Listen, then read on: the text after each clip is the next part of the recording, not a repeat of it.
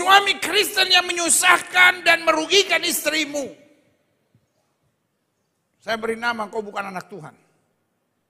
Terus anak setan. Saya tidak mau tahu engkau bisnis kah, saya tidak mau tahu engkau suami kah, saya tidak mau tahu engkau bapak dari anak-anakmu kah. Konsep kita harus jelas, saya harus menghadirkan pemulihan, tidak boleh menyusahkan dan merugikan orang. Mana Sorgawi? Apapun yang kita hadapi, dimanapun kita melangkah, yakinkan bahwa kita bukan hanya orang Kristen. Di dalam diri saya ada roh Allah. Amin. Jadi kalau cintamu ditolak,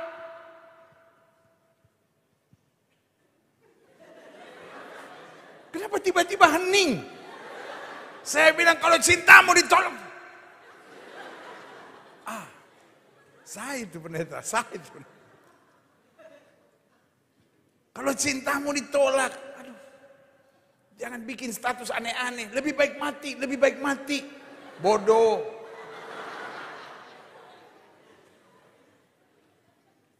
Kalau cintamu ditolak, tulis di statusmu. Kepergianmu sudah kurelakan. Kedatanganmu kembali tidak pernah kuharapkan. Sampai di sini kisah kita. Selamat tinggal kenangan. Selamat datang kemuliaan Tuhan.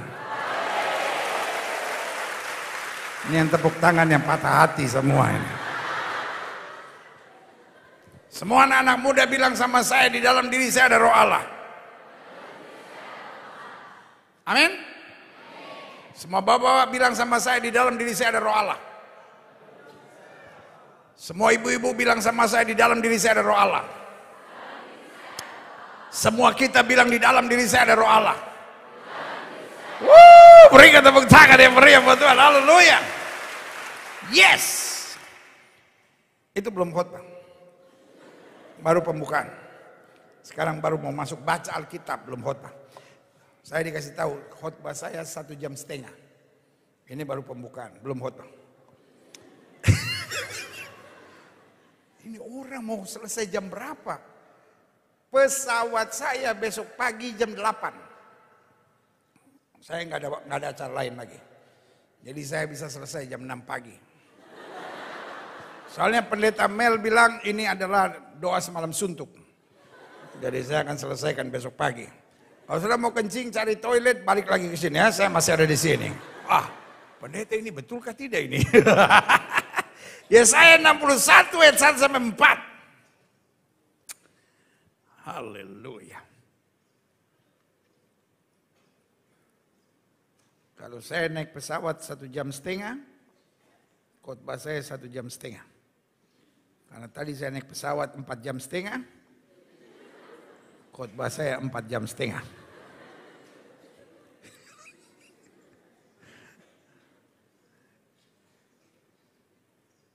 Yesaya 61 ayat 1 sampai 4. Roh Tuhan Allah ada padaku. Sama-sama bilang sama saya, roh Tuhan Allah ada padaku. Amin.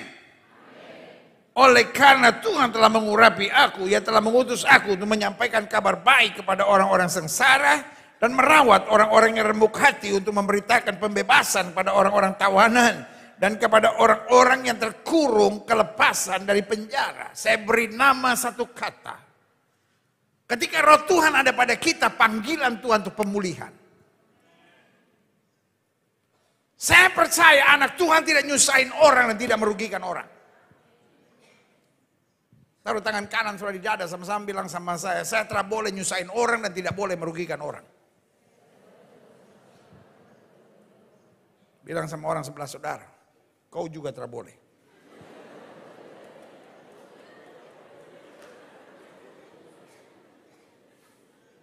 Pak,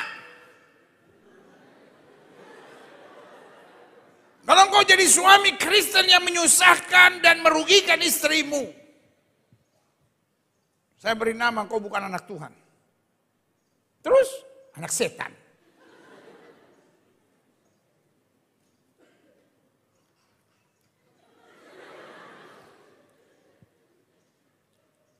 Pertanyaan saya, mungkin saudara marah sama saya, pertanyaan saya cuma sederhana.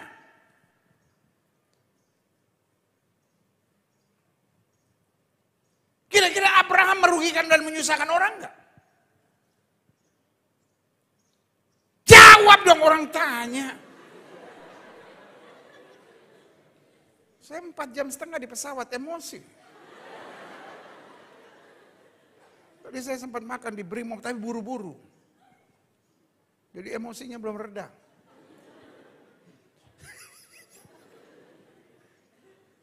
Pertanyaan saya, kira-kira Abraham nyusahin dan merugikan orang enggak?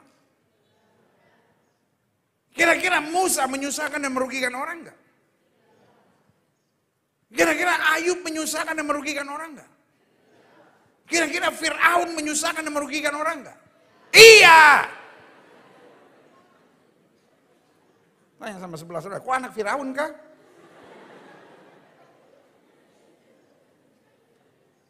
Semua bapak-bapak bilang sama saya tidak boleh menyusahkan orang. Saya tidak boleh merugikan orang. Saya tidak mau tahu engkau bisnis kah, saya tidak mau tahu engkau suami kah, saya tidak mau tahu engkau bapak dari anak-anakmu kah. Konsep kita harus jelas, saya harus menghadirkan pemulihan, tidak boleh menyusahkan dan merugikan orang. Orang saya ngomong sama bapak-bapak, ibu-ibu, amin, amin, amin.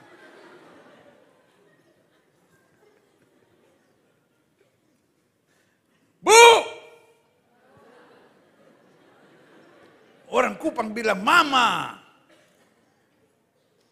tidak boleh menyusahkan orang dan merugikan orang. Saya ngomong begitu, saya pikir jemaat nyaut, amin. Ini.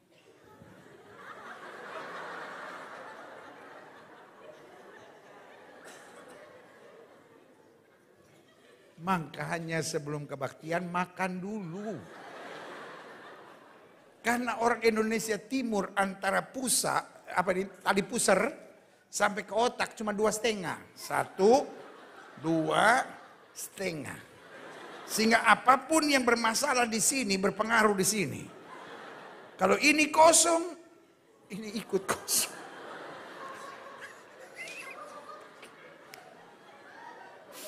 Ada mama lihatin saya. Dalam hatinya, pendeta tahu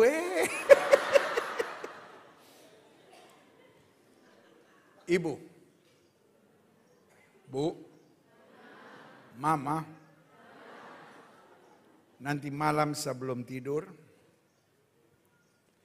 tanya sama Pace, Papa, saya menyusahkan kau atau merugikan kau kah? Kalau tiba-tiba suami polo, suami bilang sayang, kau istri yang luar biasa, artinya kau hebat. Tapi kalau suami tiba-tiba balik badan dan bilang jangkau aneh-aneh, artinya dia bersyukur Tuhan, khotbah Gilbert akhirnya menjamah hidupnya.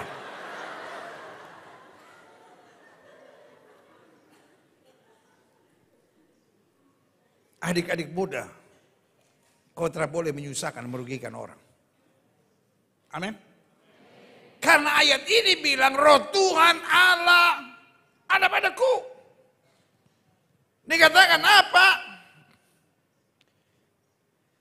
Dia mengurapi aku. Dia telah mengutus aku untuk menyampaikan kabar baik kepada orang-orang sengsara. Jadi kalau ada orang sengsara, dia beri semangat. Dan dia merawat orang-orang yang remuk hati. Ada orang-orang yang remuk hati, dia tidak hakimi.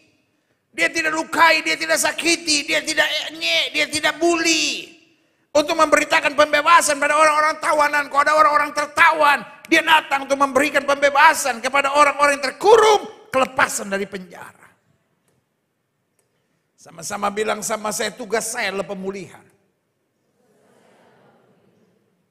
Di mana ada anak Tuhan, pasti ada pemulihan. Ayat 2 bilang, untuk memberitakan tahun rahmat Tuhan dan hari pembalasan Allah kita. Untuk menghibur semua orang berkabung. Sama-sama bilang lewat saya harus menghibur. Untuk mengaruniakan kepada mereka perhiasan kepala ganti abu. Minyak Untuk pesta ganti kain kabung. Nyanyian puji-pujian ganti semangat yang pudar. Supaya orang menyebutkan mereka pohon terbantin kebenaran tanaman Tuhan untuk memperlihatkan keagungannya. Taruh tangan kananmu di dada, sama-sama bilang, posisi saya sangat penting. Orang bisa mempermuliakan Tuhan, orang bisa menghina Tuhan. Lihat cara hidup anak Tuhan. Siapa yang setuju sama saya? Ada orang yang bisa menerima Kristus walaupun tidak pernah dengar dan tidak pernah hadir di sebuah KKR. Tapi karena lihat hidup saudara yang luar biasa. Karena kita punya sesuatu yang dunia nggak punya. Wih. Sama-sama bilang, saya punya sesuatu yang dunia nggak punya. Apa yang kita punya? Kemuliaan Tuhan, urapan Tuhan, kuasa Tuhan, dan kedahsyatan Tuhan. Sama-sama bilang, saya punya sesuatu yang dunia nggak punya. Orang dunia bisa cepat putus asa, orang dunia bisa cepat kecewa, orang dunia bisa cepat ngambek, orang dunia bisa cepat emosi. Tapi anak Tuhan memancarkan kemuliaan Tuhan. Sehingga ayat ini bilang apa? Supaya orang menyebutkan mereka pohon terbantin kebenaran, tanaman Tuhan. Untuk memperlihatkan keagungannya. Mereka akan membangun apa? Reruntuhan yang sudah berabad-abad. Kita punya sesuatu yang dunia nggak punya. Apa itu reruntuhan yang berabad-abad? Sesuatu yang buat orang mustahil. Tapi kalau ada roh Tuhan dalam hidup kita, tidak ada yang mustahil.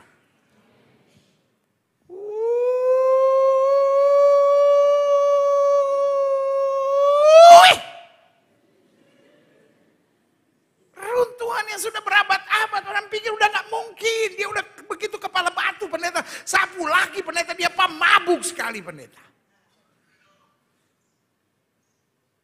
Tapi sesuatu yang sudah nggak mungkin karena roh Allah bisa terjadi.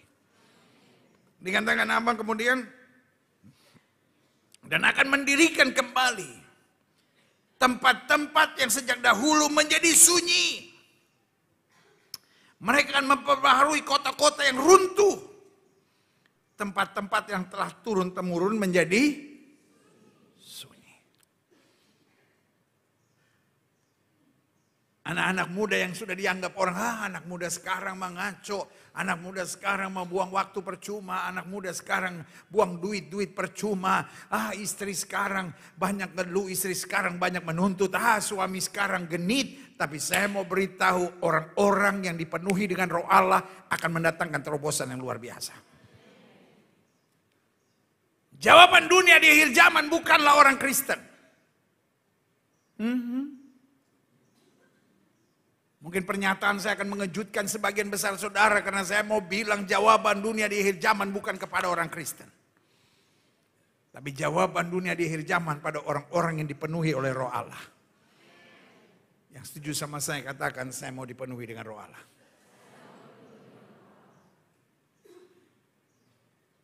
Orang hari-hari ini ngeri dengan istilah dipenuhi dengan roh Allah. Karena banyak orang pikir dipenuhi dengan roh Allah jadi aneh.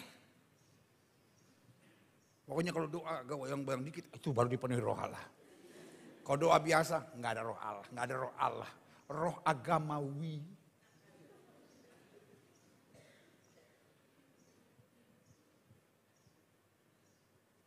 Kalau doanya makin aneh. Sandal lama. Lama.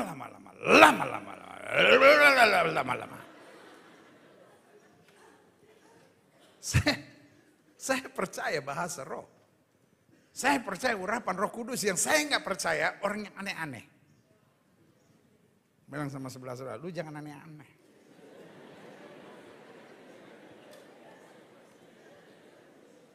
Buat saya mendingan gila-gilaan daripada aneh-anehan.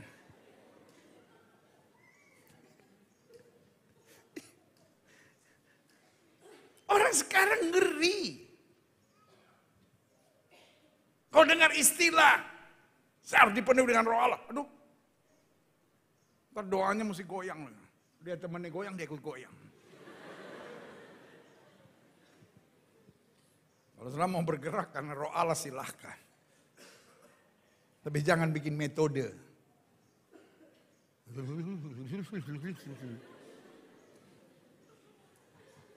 Dia pikir dipenuhi roh Allah, nggak tahu persis dia ada di bawah AC kedinginan.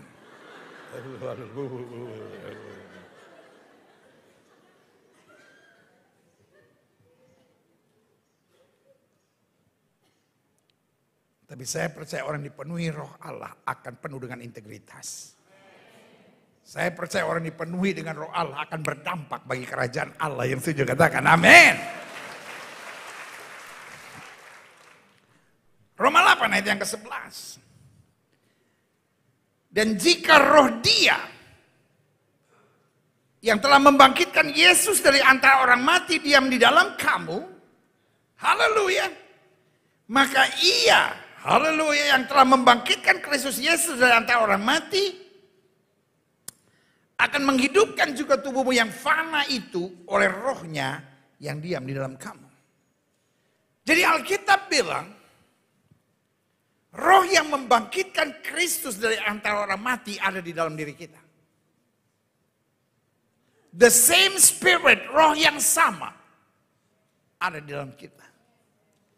Terus you mean to tell me kita masih bisa bilang, ya saya sih percaya Tuhan pendeta, tapi namanya saya masih di dunia, roh memang penurut tapi daging lemah. Saya kebetulan cinta Tuhan sih, tapi ya gimana ya pendeta, pacar saya kadang-kadang suka raba-raba. Jadi akhirnya ya tidak ada rotan, akar pun jadilah gitu.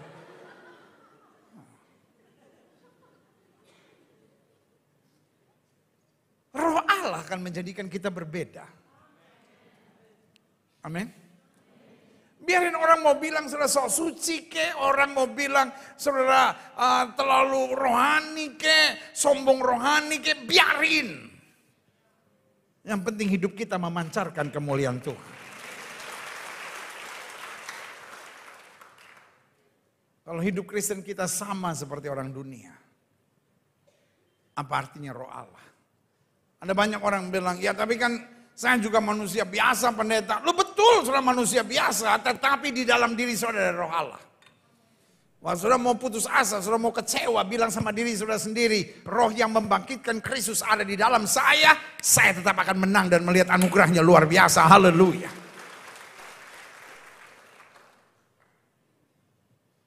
Goliat maki Daud. Dan dia pikir bisa apa sih dia? Saya cuma mau bilang sama saudara, hari-hari ini banyak orang Kristen akan direndahkan orang. Halo?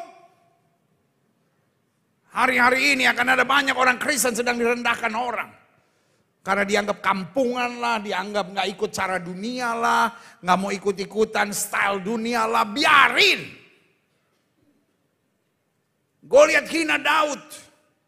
Dan bilang, anjing ke aku sampai kau datangi aku dengan tongkat dan batu seperti itu.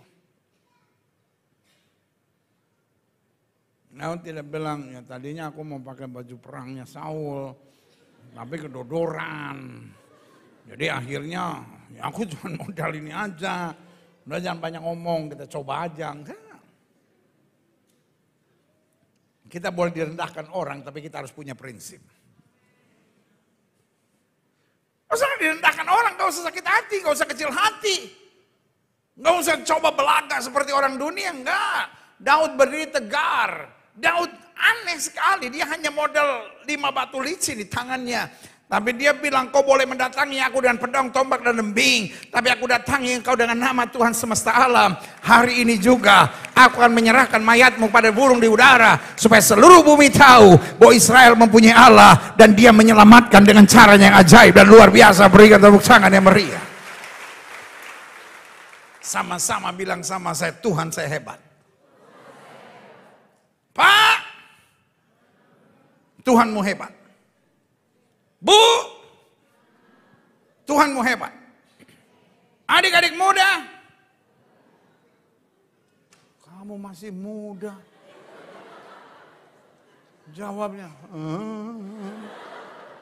adik-adik muda, Tuhanmu hebat. Haleluya. Coba lihat 1 Samuel. Ayat yang ke-6. Maka roh Tuhan akan berkuasa atasmu. Kita baca secara profetik ya, sama-sama bilang sama saya. Maka roh Tuhan akan berkuasa atas hidup saya. Saya akan kepenuhan bersama-sama dengan mereka. Dan berubah menjadi manusia lain. Makanya Paulus bilang sama Timotius yang muda, jangan seorang pun menganggap engkau rendah karena engkau muda, tapi jadilah teladan. Taruh tangan kanan sudah di dada, sama-sama bilang saya berbeda. Karena di dalam diri saya ada roh Allah. Makanya saya simpulkan di sini, di akhir zaman ini sekedar menjadi Kristen gak cukup. Sekedar masuk gereja gak cukup. Tapi kita harus dipenuhi dengan roh Allah. Amin. Saya coba simpulkan apa ciri-ciri seorang yang dipenuhi dengan roh Tuhan. Yang pertama, dia tidak hidup buat dirinya. Dunia di mana kita hidup makin dipenuhi dengan orang-orang egois. Bu, mama, kau laki egois enggak? Saya tak berani bicara pendeta. Dia ada di samping. Nanti kalau saya bilang iyo, dia gas. Sama susah.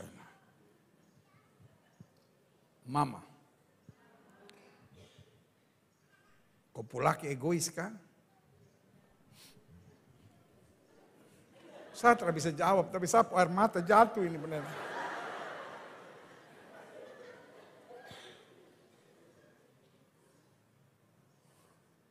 Pak,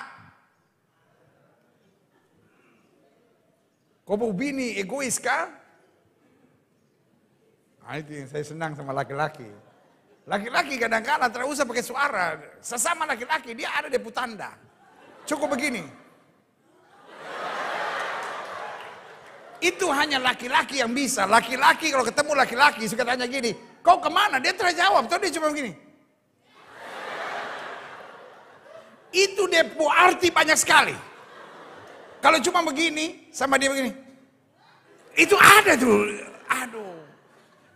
Kita bisa bikin kamus khusus laki-laki. Hanya dari angkat alis dan senyum dikit. Ada yang angkat alis dan senyum gini. Itu lain dia arti. Angkat alis senyumnya diangkat. Lain lagi dia arti tuh. Ibu-ibu itu tidak bisa mengerti kecuali kau jadi laki-laki.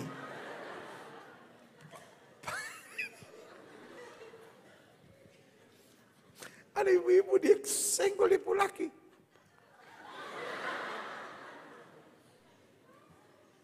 Jangan buka rahasia kita, Pak. Sesama laki-laki harus saling melindungi, Pak. Bapak, kau bini egois kah? Bapak, pendeta lihat saya dari sapu rambut ini. Kalau rambut saya so terontok ini gara-gara dia terlalu egois ini. Makanya penyakit laki-laki kalau nggak serangan jantung, stroke. Karena dia bini egois. Adik-adik muda. Kalau kalian masih egois, jangan pacaran. Kau menyiksa anak orang. Kalau kau nggak percaya, kau tanya sama kau mama itu yang sudah menderita sama orang egois seperti papa kau itu. Dan adik-adik muda di Kupang ini saya mau kasih tahu. Kalau kau cari pasangan teman hidup, jangan cuma lihat, wih gagah dia pendeta, gagah dia pendeta, nyamuk perempuan saya sampai goyang pendeta. Kalau kau cari pasangan teman hidup, yang pertama kau lihat dulu. Egois atau tidak. Seganteng apapun dia, secantik apapun, kalau egois, selamat menderita. Lebih baik yang kurang ganteng, Tapi dia seorang yang tulus. Nah, ini yang bilang amin pasti kurang ganteng dan kurang cantik. Karena dia pikir puji Tuhan. Pasaran mulai naik. Yang repot udah nggak ganteng, udah nggak cantik, egois pula. Iya mama. Aduh, piara kuda yo ngoni ya kan.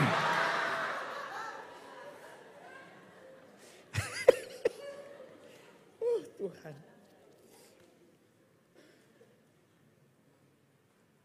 Daud bilang begini, dengan apakah aku balas Tuhan segala kebaikannya kepadaku.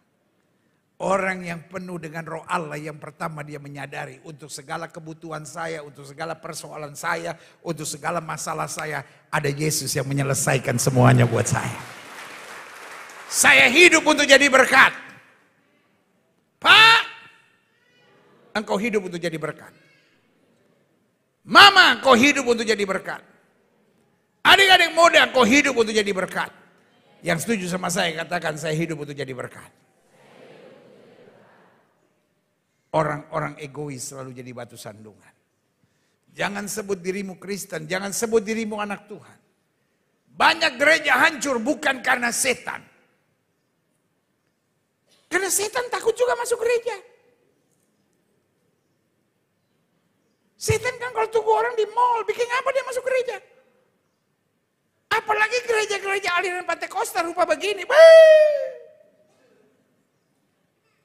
Kan gereja ada dua jenis toh. Kalau urusan usir setan. Ada gereja-gereja aliran tertentu, HKBP, Gemim, Gemit, Gemis, GPM, GKI di Papua. Kalau ada orang kerasukan setan, panggil pendeta. Majelis gak berani, harus panggil pendeta. Orang baru pendeta datang. Dia berdoa. Tuhan, Bapa kami di dalam sorga, saudara kami ini kerasukan setan-setan, kirim pasukan malaikat di sorga, menghancurkan setan-setan dalam dirinya. Amin. Setannya keluar nggak? Setannya keluar nggak?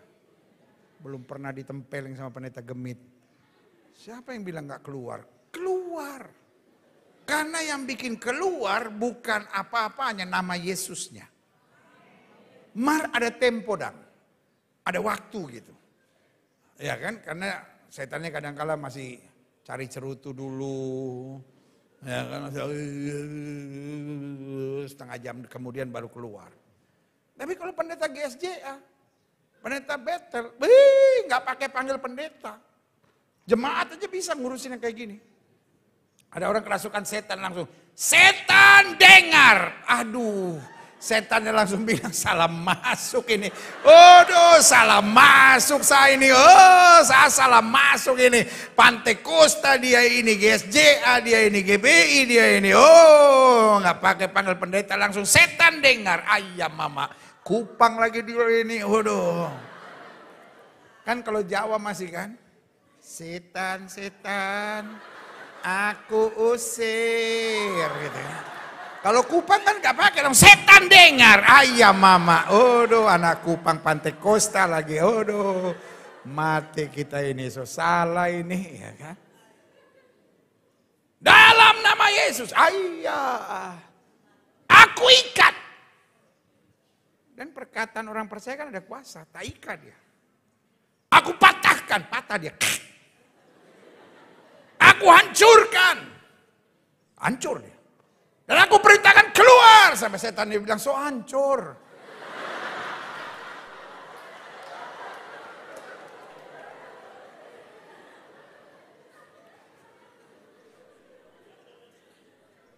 Jadi banyak pekerjaan Tuhan hancur.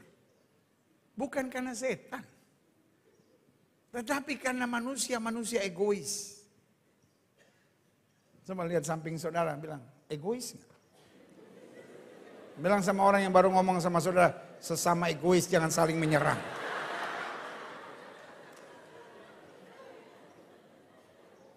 Sayang pendeta Mel tidak ada. Kalau ada saya mau tanya. Kalau saya mau tanya sama istrinya gak enak. Karena biasanya ibu gembala selalu disalahkan. Nanti kalau saya tanya, Bu, di sini ada orang egois enggak? Tuh kan, ibu gembala lapor-lapor, kan gak enak. Jadi saya nggak nanya lah. Nanti aja kalau lusa saya mau ketemu pendeta Mel Atok, saya mau tanya sama dia. Di jemaat ini ada orang egois nggak? Tapi saya sih dari pengalaman saya udah lihat, mata pandangan saudara udah kelihatan. Ada 89 yang egois di sini.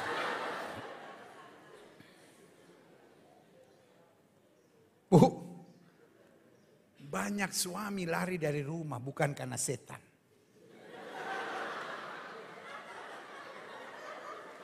Ada banyak ibu-ibu kan suaminya selingkuh, dia berdoa, Tuhan, setan-setan yang bawa lari suami, aku hancurkan. Setannya bilang, bukan saya, tapi kau kelakuan itu. Bu, jangan egois. Lihat kan gak ada yang bilang amin. Orang-orang egois susah untuk bilang amin. Bu, jangan egois.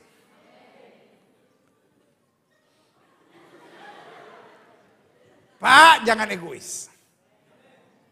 Tuhan sedang mencari orang-orang yang hatinya penuh cinta Tuhan untuk berkata, Tuhan saya mau jadi berkat dimanapun Tuhan tempatkan saya. Orang-orang yang dipenuhi dengan roh Allah, dia tidak pikir dirinya sendiri. Karena dia tahu persis, baginya selalu akan datang pertolongan. Tapi kalau dia ada, dia ingin jadi berkat untuk menyatakan kemuliaan Tuhan. Yang setuju katakan amin. Yang kedua saya pelajari, apa ciri dari orang yang dipenuhi dengan roh Allah? Yang kedua saya pelajari, orang yang dipenuhi dengan roh Allah, dia memiliki pikiran Kristus. Sama-sama bilang sama saya memiliki pikiran Kristus. Ada pepatah dalam bahasa Inggris yang bilang, our mind is the battlefield. Pikiran kita tempat peperangan. Bu, kadangkala bukan persoalanmu berat. Pak, kadangkala bukan persoalanmu berat. Adik-adik muda, kadangkala bukan persoalanmu berat. Hamba-hamba Tuhan, kadangkala bukan persoalanmu berat. Pikiranmu itu yang negatif. Sampai ada pepatah dalam bahasa Inggris yang bilang, you are what you think. Engkau sebagaimana yang kau pikirkan. Kalau kau pikirkan berat, hidup ini jadi berat. Tapi kalau setiap masalah engkau katakan dengan bangga, aku cakap menanggung segala perkara di dalam Kristus yang memberikan kekuatan kepadaku, maka aku akan kuat mengatasi segalanya. Paulus bilang, aku menaklukkan segala pikiran dan meletakkannya pada Kristus. Bukan keadaanmu parah.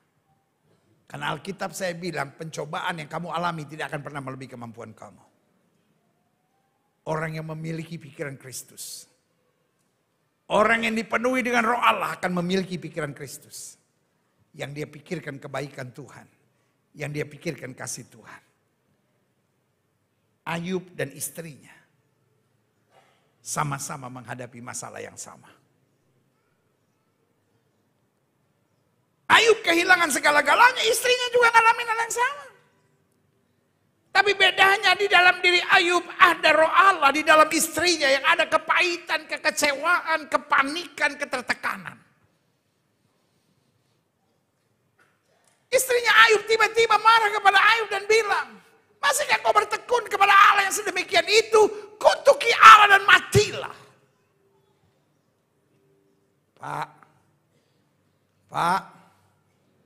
Pak, kalau istrimu tidak secerewet istri Ayub, bersyukurlah Pak. Doa tiap hari, Tuhan jangan sampai istriku kemasukan roh istrinya Ayub. Sebab waktu Ayub kaya, waktu Ayub diberkati, tidak pernah sepotong pun saya dengar istrinya berbuat sesuatu. Pernah gak saudara baca istrinya lagi memuji Tuhan, istrinya bilang sama papanya, sama ayah, sama suaminya, sama Ayub bilang, papa kok gagah sekali, luar biasa, gak ada laki-laki seperti papa.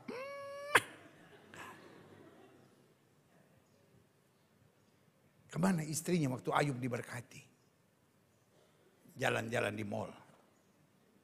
Pergi ke Bali, pergi ke Surabaya, pergi ke Ujung Pandang, sekali-sekali ke Jakarta. Pak, waduh, Kalau kita punya bini Pak, yang pas kita lagi susah dia berbunyi Pak, ayah mama. Seperti piara burung gagak Pak. Gak usah ketawa Bu, sadar kembali ke jalan yang lurus. Kalau suami lagi susah mbok disayang. Gak ada yang bilang amin kan, biarin aja udah. Selesai ini kita ada baptisan yang khusus. Untuk mulut. Ibu-ibu yang mulutnya cerewet, nanti Ibu Gembala di sini siapin baskom, ya kan? Saya pegang kepala belakang, dalam nama Yesus. Tapi Ibu Gembala kalau bisa jangan air, minyak panas.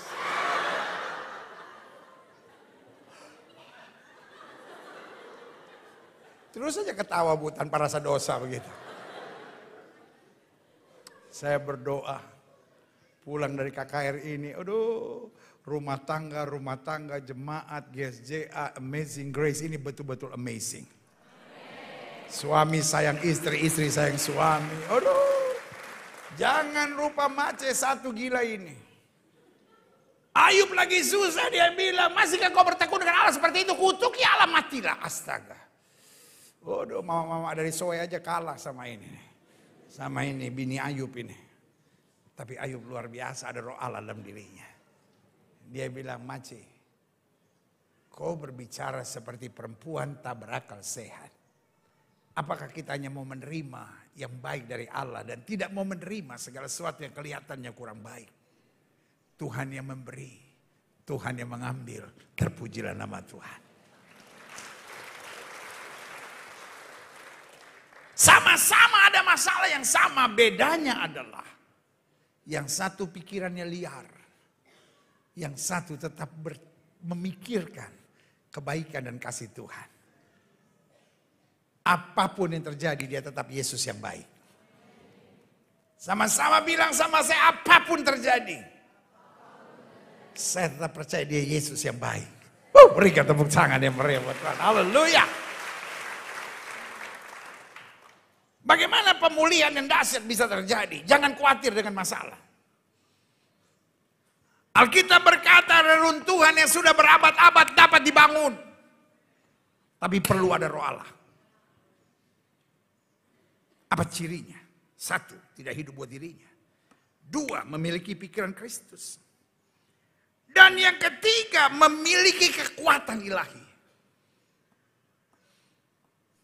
Sama-sama bilang sama saya, kekuatan ilahi. Alkitab bilang inilah kemenangan yang mengalahkan dunia ini, iman kita. Alkitab saya bilang dunia ini sedang lenyap dengan segala keinginannya, tapi orang yang melakukan kehendak Allah tetap hidup sampai selama-lamanya. Alkitab saya bilang umat yang mengenal Allahnya akan tetap kuat dan bertindak. Di akhir zaman yang iblis mau buat adalah kelemahan. Di akhir zaman yang iblis mau buat apa? Kelemahan. Banyak orang mulai merasa gak kuat. Karena di akhir zaman yang setan sedang masukkan yaitu keraguan-raguan. Betul gak ya penyakit saya bisa disembuhkan? Betul gak ya rumah tangga saya bisa dipulihkan? Keraguan-raguan menciptakan apa? Kelemahan. Sama-sama bilang sama saya, orang yang ragu-ragu akan menjadi lemah. Paulus bilang begini, aku tahu kepada siapa aku percaya, aku yakin dia berkuasa. Daud bilang, dengan Allah akan kita lakukan perbuatan-perbuatan yang gagah perkasa, sebab Tuhan sendiri yang akan menginjak-injak para lawan kita. Berikan tepuk tangan yang meriah buat Tuhan. Alkitab saya jamin roh yang di dalam kita lebih besar dari roh yang dalam dunia ini. Selain menatap saya dan berkata, pendeta, kata dokter saya kena kanker. Jawaban saya cuma sederhana, engkau harus kuat. Karena mujizat hanya terjadi buat orang-orang yang kuat. Sama-sama bilang sama saya, mujizat hanya terjadi buat orang-orang yang kuat. Wanita pendarahan 12 tahun. Alkitab saya bilang she is crawling, artinya dia merangkak. Kenapa dia merangkak? Karena dia udah gak bisa jalan. Tapi dia bilang asal ku jamah jubahnya aku sembuh. Kesimpulan saya, dia kuat. Amin. Alkitab saya bilang ada Bartimeus yang buta, anak Timeus duduk di pinggir jalan, di tepi jalan di Yeriko. Jesus is passing through. Yesus lewat. Dia berteriak, Jesus son of David, have mercy on me. Yesus anak Daud, berbelas kasihanlah kepadaku. Orang banyak suruh dia diam. Tahukah saudara, kalau saudara belajar psikologi, orang kalau punya cacat, itu jiwanya getas. Gampang tersinggung, gampang kecewa, gampang stres, gampang tertekan, gampang sakit hati. Bayangkan dia pengemis buta, tiba-tiba murid-murid Yesus bilang diam. Dia nggak bilang, kamu tega ya? Mentang-mentang saya miskin, saya buta. Kalau saya bisa ngelihat, saya pelototin kamu orang. Pertanyaan saya, kenapa dia disuruh diam? Karena dia miskin, brother. Karena dia miskin. Petrus juga bilang, aduh percuma dah. Yang kayak begini nih disembuhkan juga. Minta ongkos. Coba kalau dia kaya, digendong. Petrus bilang sama Matius, kaya nih kalau sembuh PK-nya lumayan nih kita gendong yuk. Dia disuruh diam. Tapi Alkitab bilang dia berteriak lebih keras lagi. Orang banyak bilang diam, dia teriak lebih keras, Jesus son of David have mercy on me. Orang banyak sakit hati teriak lebih keras, diam. Dia berteriak lebih keras lagi, Jesus son of David have mercy on me. Orang banyak marah lagi dan bilang diam. Dia berteriak lebih keras lagi, Jesus son of David have mercy on me. Dia tidak membiarkan kelemahan menguasainya, kalau dia tahu Tuhan tidak pernah gagal. Sama-sama bilang sama saya harus kuat. Kita pasti ditolong. Di dalam diri saya ada roh Allah. Taruh tangan kananmu di dada, sama-sama bilang di dalam diri saya ada roh Allah. Imamat pasal 26. Berkat. Janganlah kamu membuat berhala bagimu, dan patung atau tugu berhala.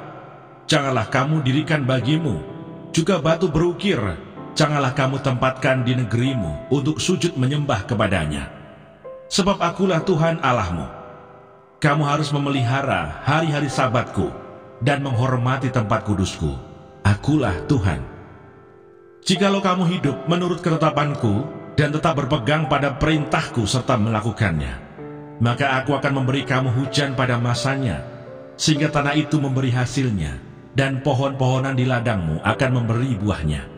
Lamanya musim mengirik bagimu akan sampai kepada musim memetik buah anggur, dan lamanya musim memetik buah anggur akan sampai kepada musim menabur. Kamu akan makan makananmu sampai kenyang dan diam di negerimu dengan aman tentram. Dan aku akan memberi damai sejahtera di dalam negeri itu, sehingga kamu akan berbaring dengan tidak dikejutkan oleh apapun. Aku akan melenyapkan binatang buas dari negeri itu, dan pedang tidak akan melintas di negerimu. Kamu akan mengejar musuhmu, dan mereka akan tewas di hadapanmu oleh pedang. 5 orang dari antaramu akan mengejar 100, dan 100 orang dari antaramu akan mengejar selaksa, dan semua musuhmu akan tewas di hadapanmu oleh pedang. Dan aku akan berpaling kepadamu, dan akan membuat kamu beranak cucu, serta bertambah banyak, dan aku akan meneguhkan perjanjianku dengan kamu.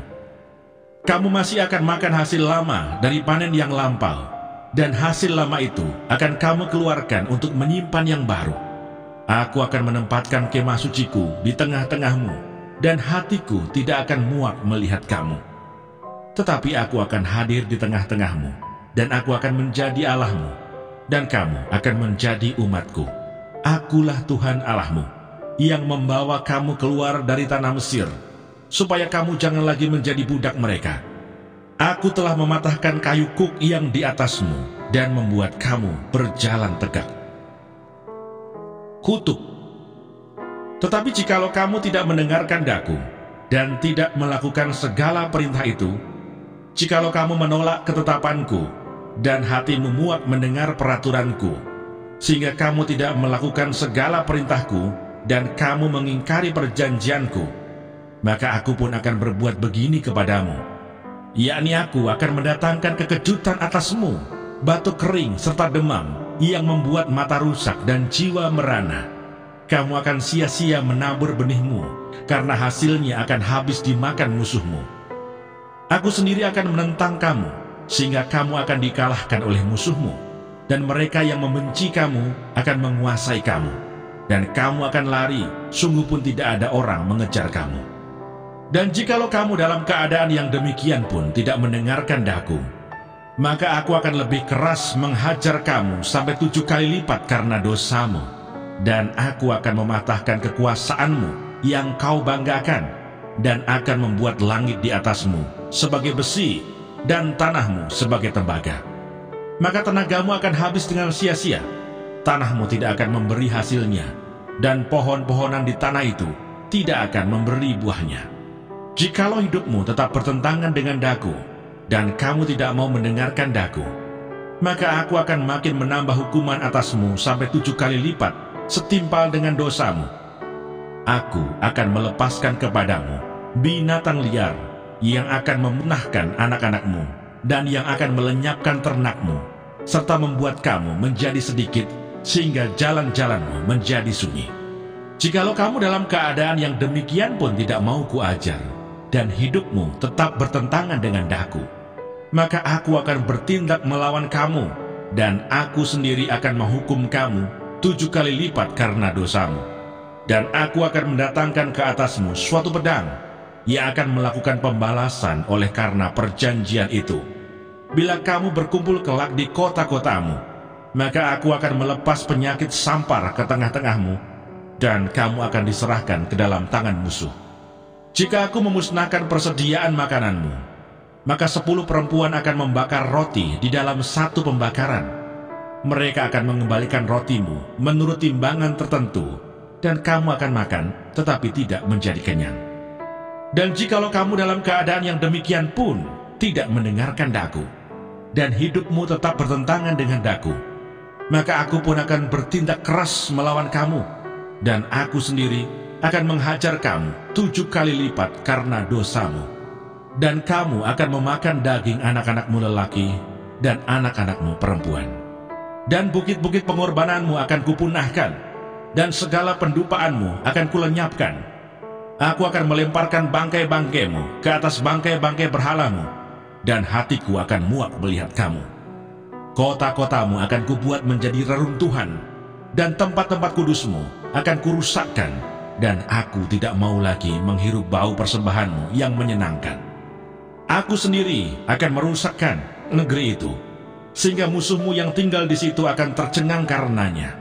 Tetapi kamu akan kuserakkan di antara bangsa-bangsa lain, dan aku akan menghunus pedang di belakang kamu, dan tanahmu akan menjadi tempat tandus, dan kota-kotamu akan menjadi reruntuhan.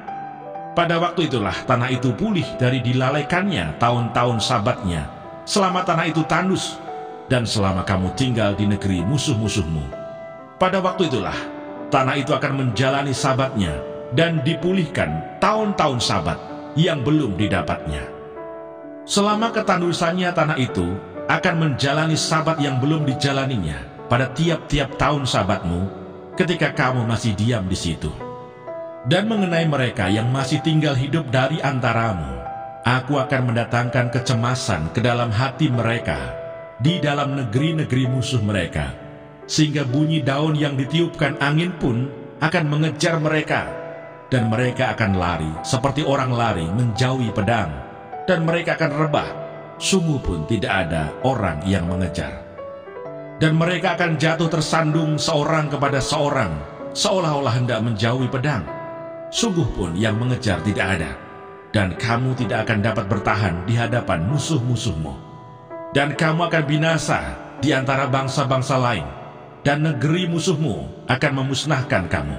Dan siapa yang masih tinggal hidup dari antaramu, mereka akan hancur lebur dalam hukumannya di negeri-negeri musuh mereka. Dan karena kesalahan nenek moyang mereka juga, mereka akan hancur lebur sama seperti nenek moyangnya. Tetapi bila mereka mengakui kesalahan mereka dan kesalahan nenek moyang mereka dalam hal berubah setia yang dilakukan mereka terhadap aku, dan mengakui juga bahwa hidup mereka bertentangan dengan aku. Aku pun bertindak melawan mereka dan membawa mereka ke negeri musuh mereka. Atau bila kemudian hati mereka yang tidak bersunat itu telah tunduk dan mereka telah membayar pulih kesalahan mereka, maka aku akan mengingat perjanjianku dengan Yakub, juga perjanjian dengan Ishak, dan perjanjianku dengan Abraham pun akan kuingat, dan negeri itu akan kuingat juga. Jadi tanah itu akan ditinggalkan mereka, dan akan pulih dari akibat tahun-tahun Sabat yang dilalaikan selama tanah itu tandus. Oleh karena ditinggalkan mereka, dan mereka akan membayar pulih kesalahan mereka, tak lain dan tak bukan karena mereka menolak peraturanku, dan hati mereka muak mendengarkan ketetapanku. Namun demikian, apabila mereka ada di negeri musuh mereka, aku tidak akan menolak mereka dan tidak akan muak melihat mereka, sehingga aku membinasakan mereka dan membatalkan perjanjianku dengan mereka. Sebab akulah Tuhan Allah mereka. Untuk keselamatan mereka, aku akan mengingat perjanjian dengan orang-orang dahulu yang kubawa keluar dari tanah Mesir di depan mata bangsa-bangsa lain, supaya aku menjadi Allah mereka. Akulah Tuhan. Itulah ketetapan-ketetapan dan peraturan-peraturan serta hukum-hukum yang diberikan Tuhan, berlaku di antara Dia dengan orang Israel di Gunung Sinai dengan perantaraan Musa. Mana Sorgawi.